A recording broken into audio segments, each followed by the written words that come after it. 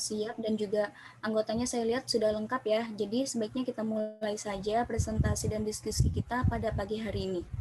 Assalamualaikum warahmatullahi wabarakatuh. Selamat pagi teman-teman dan juga Ibu. Saya ucapkan terima kasih karena sudah telah meluangkan waktunya untuk dapat join Zoom pada pagi hari ini. Perkenalkan, nama saya Yuni Febriani selaku moderator dan juga teman-teman saya yang lainnya yaitu ada Silaban Fandi Reja Mulia, Salsabila Dwi Aulia Rismayuti, Audia Najafadri, Munawati Banilai, Niza Priliani, Sendila Ernesti Asari, Yusria Husna Jeka, Syawalia Nur Firmansyah, dan yang terakhir ada Mukmainah.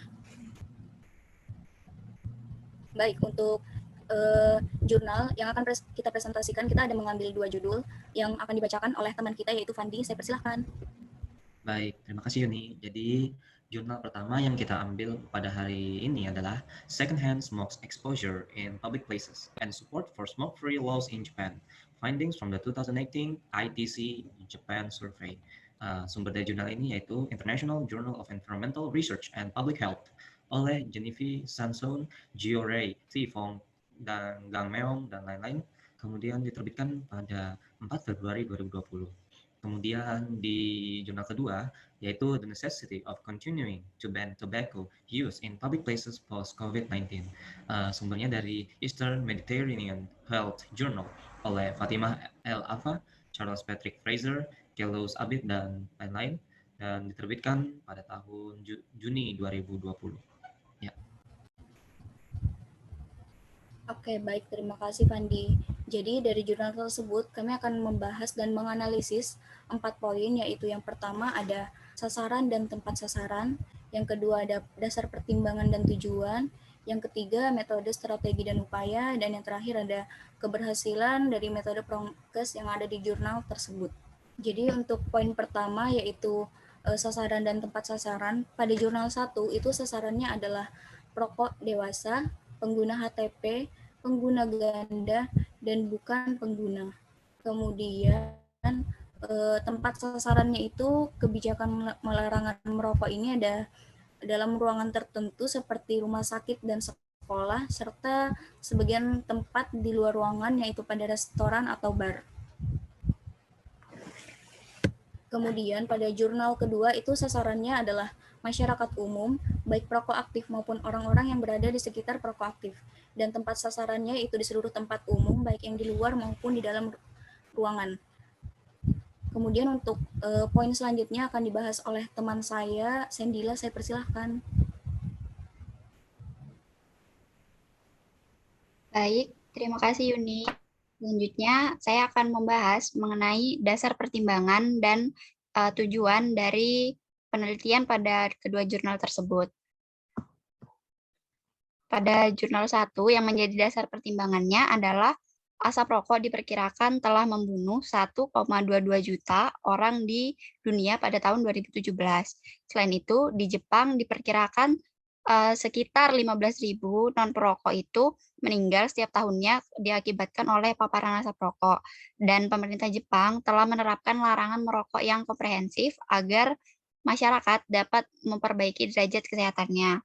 Kemudian tujuannya yaitu mengukur prevalensi merokok saat ini, baik pada tempat umum, lalu menilai tingkat dukungan di antara perokok dan non-perokok di Jepang tentang larangan merokok, serta melengkapi data tingkat perokok di Jepang pada tahun 2018, serta mengevaluasi dampak kebijakan bebas asap rokok. Pada jurnal kedua, dasar pertimbangannya yaitu merokok tembakau menggunakan pipa itu meningkatkan penularan virus karena kerap digunakan di lingkungan sosial tanpa menjaga jarak. Selain itu, merokok sigaret yang melibatkan sentuhan tangan berulang-ulang berpotensi terkontaminasi virus saat dimasukkan dalam mulut. Lalu, merokok di tempat umum juga meningkatkan faktor risiko infeksi pernafasan, baik pada perokok aktif maupun pada perokok pasif. Tujuan dari jurnal yang kedua ini yaitu untuk mencapai target pengurangan penggunaan tembakau sebanyak 30% pada tahun 2025, serta mengurangi risiko penyakit menular, terutama saat pandemi. Selanjutnya akan dijelaskan oleh Niza Apriliani.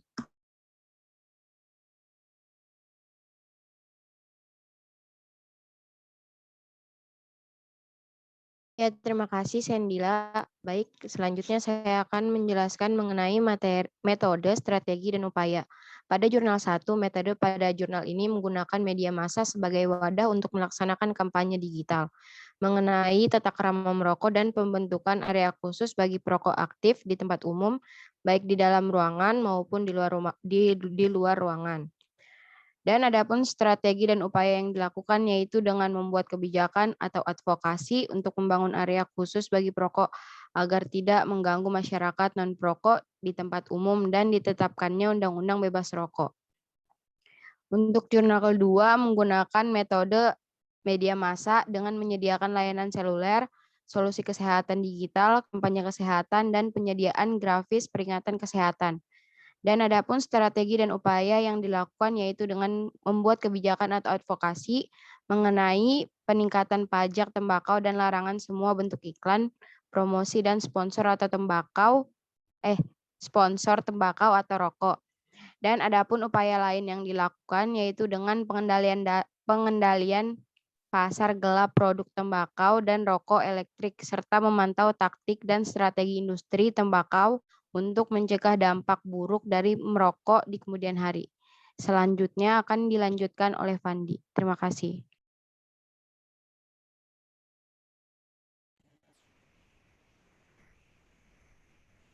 Ya, baik. Terima kasih Nisa atas waktunya. Lanjut saja.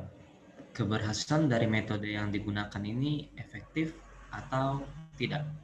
Nah, lanjut di jurnal 1. Undang-Undang Bebas Rokok telah disahkan di Jepang pada 18 Juli 2018.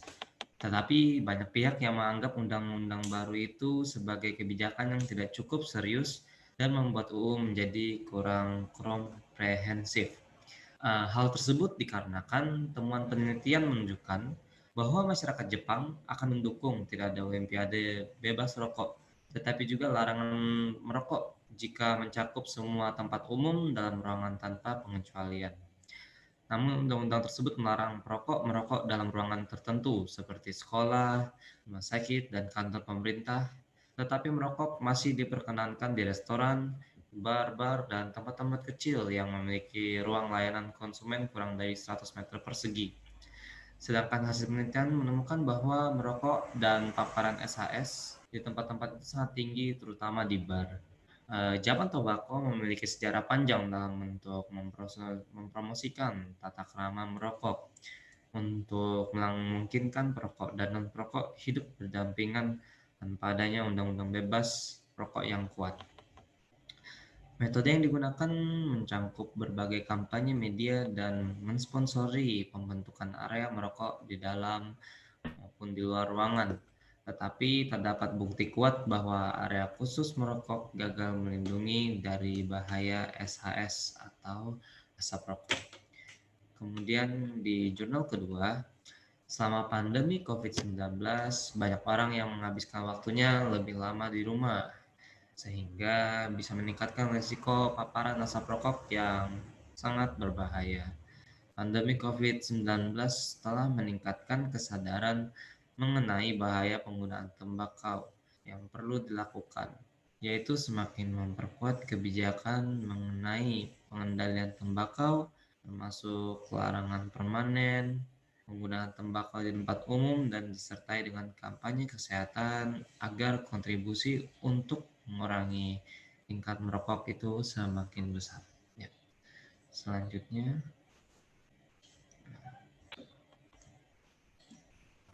diskusi. Oke, baik. Terima kasih teman-teman atas presentasinya. Untuk selanjutnya kita memasuki sesi diskusi.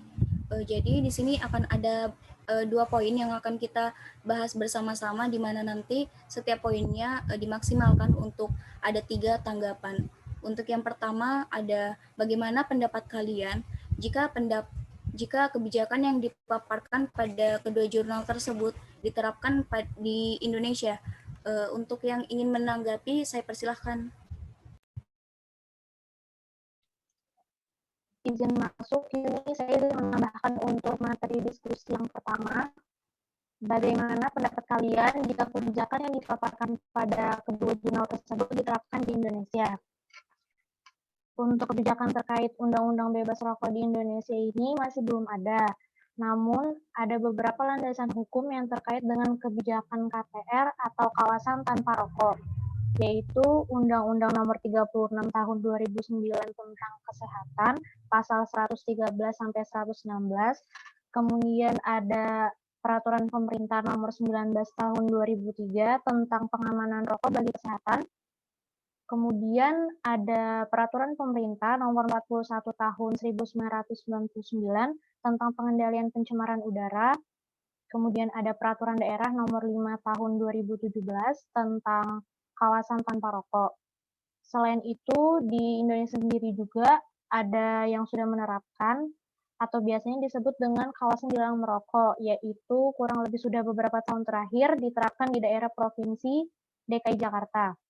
Namun, aturan tersebut nyatanya masih banyak dilanggar, padahal peraturan tersebut sebetulnya bukanlah untuk melarang merokok, melainkan untuk menertibkan perokok sekaligus melindungi orang dari asap rokok. Hal ini terlihat bahwa jika kebijakan bebas rokok di Indonesia diterapkan masih kurang efektif. Terkait undang-undang dan aturan pemerintah tentang kebijakan rokok tersebut masih belum bisa diterapkan secara efektif, tetapi sebenarnya masih banyak juga warga masyarakat Indonesia ini yang sadar akan hal itu, karena sudah mulai banyaknya tempat-tempat umum seperti di mal atau di kafe yang memberikan larangan merokok di dalam ruangan ber-AC. Jadi setidaknya di Indonesia ini masih bisa menuju sikap disiplin dalam aturan KDM atau kawasan dilarang merokok. Kemudian terkait pemberian sanksi tegas bagi perokok juga belum diterapkan, sehingga regulasi dari pemerintah ini sangat diperlukan, khususnya kepada perokok yang masih merokok di tempat umum supaya memberikan efek jerak kepada mereka, supaya bisa tidak melakukan lagi. Mungkin itu Yuni yang bisa saya tambahkan. Baik, terima kasih Audi atas tanggapannya dan juga pendapatnya. Baik, dari teman-teman, jika ada yang ingin masih menambahkan, saya persilahkan ya. Saya Salsabila Dwi Aulia ingin menambahkan pendapat saya. Menurut saya untuk menerapkan kebijakan di jurnal kedua yang mengenai larangan permanen penggunaan tembakau di tempat umum untuk diterapkan di Indonesia itu sepertinya akan sulit. Karena kalau kita lihat di kejadian beberapa waktu yang lalu saat harga rokok dinaikkan, masyarakat kita itu malah demo. Padahal harga rokok tersebut itu dinaikkan untuk mengurangi minat beli masyarakat yang nantinya bisa mengurangi tingkat ketersakitan karena rokok. Nah, karena harga rokok dinaikkan aja masyarakat kita nggak terima, masyarakat kita marah, gimana dengan kebijakan pelarangan merokok di tempat umum? Pasti mereka akan lebih marah lagi dan tidak akan terima, jadi pasti sulit. Itu menurut saya.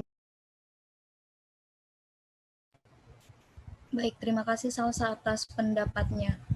Karena sudah ada 2 orang, mungkin saya persilahkan 1 orang lagi untuk menyampaikan pendapatnya ya. Silahkan. Izin berikan pendapat, saya Syawal Nurfirmansyah. Menurut saya, bagaimana pendapat kalian jika kebijakan yang diterapkan pada dua jurnal tersebut diterapkan di Indonesia? Menurut saya untuk jurnal kedua sebenarnya telah diterapkan di Indonesia yang merujuk pada pasal 115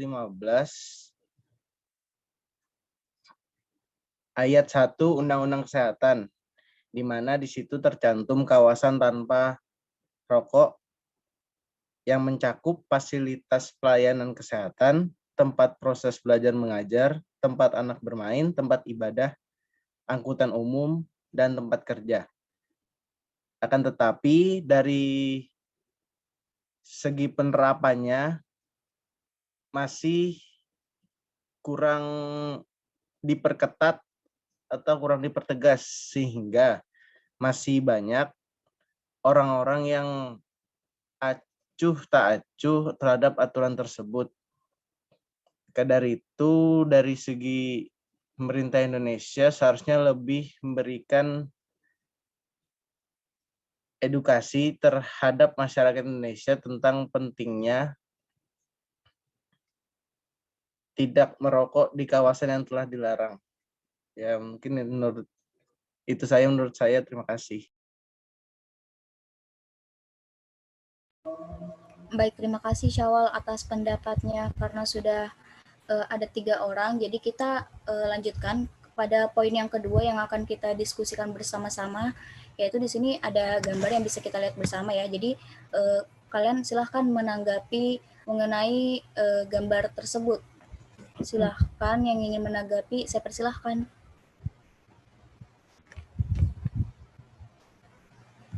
Izin masuk, saya Mutmainah, izin menanggapi atau memberikan pendapat mengenai gambar tersebut. Jadi seperti yang kita tahu ya, bahwa hal tersebut itu tidak selalu harus ada penjagaan dari orang lain. Seharusnya itu semua disadari oleh diri mereka masing-masing.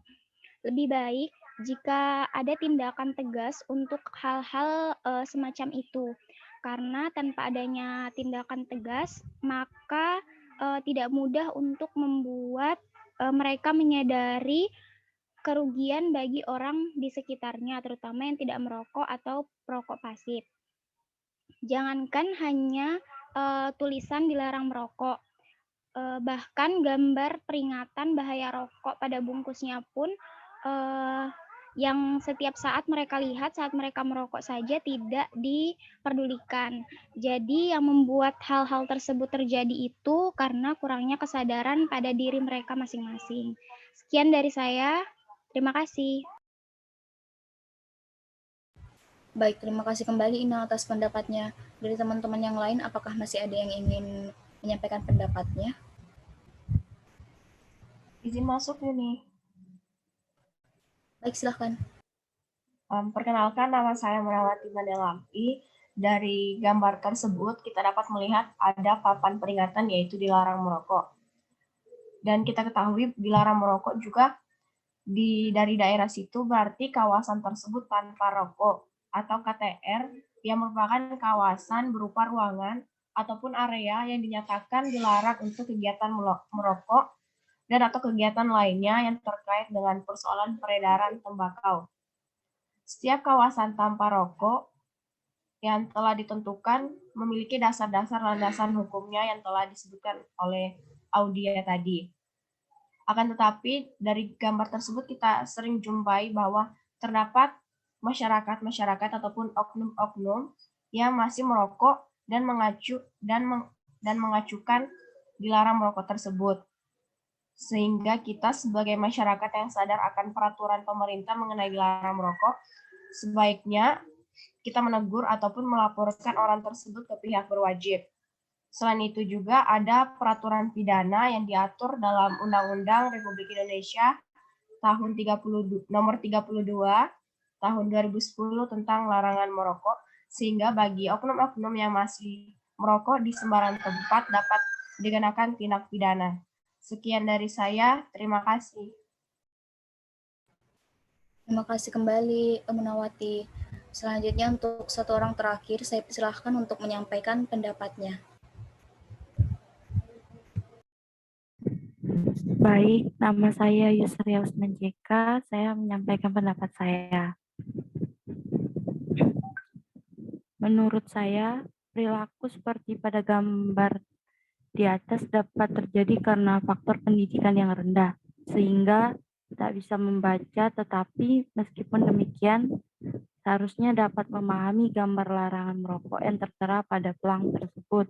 Selain itu, masyarakat Indonesia juga terkesan keras kepala apabila diberikan sanksi mengenai tindakannya. Kebanyakan akan berdalih bahwa masih banyak orang yang melakukan perbuatan tersebut sehingga merasa bahwa dirinya juga berhak melakukan hal yang sama walaupun itu melanggar peraturan.